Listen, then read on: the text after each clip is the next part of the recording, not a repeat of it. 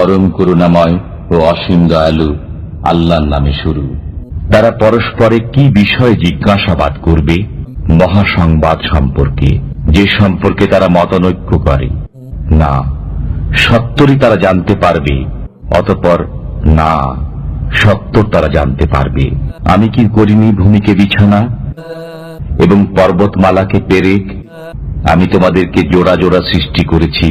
তোমাদের নিদ্রাকে করেছি ক্লান্তি দূরকারী, রাত্রিকে করেছি আবরণ, দিনকে করেছি জীবিকা অর্জনের সময়। নির্মাণ করেছি তোমাদের মাথার উপর মজবুত সপ্ত আকাশ এবং একটি উজ্জ্বল প্রদীপ সৃষ্টি করেছি। আমি জলধর মেঘমালা থেকে প্রচুর বৃষ্টিপাত করি, যাতে তদ্বারা উৎপন্ন করি শস্য, উদ্ভিদ ও পাতা ঘন উদ্যান। নিশ্চয়ই বিচার দিবস নির্ধারিত রয়েছে।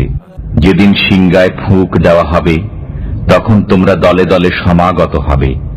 আকাশ বিদীর্ণ হয়ে তাতে বহু দরজা সৃষ্টি হবে এবং পর্বতমালা চালিত হয়ে মরীচিকা হয়ে যাবে। নিশ্চয়ই জাহান্নাম প্রতীক্ষায় থাকবে সীমালঙ্ঘনকারীদের আশ্রয়স্থল রূপে। তারা সেখানে শতাব্দীর পর শতাব্দী অবস্থান করবে। সেখানে তারা কোনো শীতল বস্তু এবং পানীয় আস্বাদন করবে না, কিন্তু ফুটন্ত পানি ও পুঁজ পাবে পরিপূর্ণ প্রতিফল হিসেবে। নিশ্চয়ই তারা হিসাব নিকাশ আশা করত না এবং আমার আয়াতসমূহকে পুরোপুরি মিথ্যারোপ করত। আমি সবকিছু লিপিবদ্ধ করে সংরক্ষিত করেছি। অতএব তোমরা আস্বাদন করো। আমি কেবল তোমাদের শাস্তি বৃদ্ধি করব। পরহেজগারদের জন্য রয়েছে সাফল্য, উদ্যান, আঙুর, সমবয়স্কা পূর্ণ যৌবনা তরুণী এবং পূর্ণ পান পাত্র। তারা সেখানে অসার ও মিথ্যা বাক্য শুনবে না। এটা আপনার পালনকর্তার তরফ থেকে যথোচিত দান, যিনি নভমণ্ডল, ভূমণ্ডল ও এতদুভয়ের মধ্যবর্তী সবকিছুর পালনকর্তা, দয়াময়।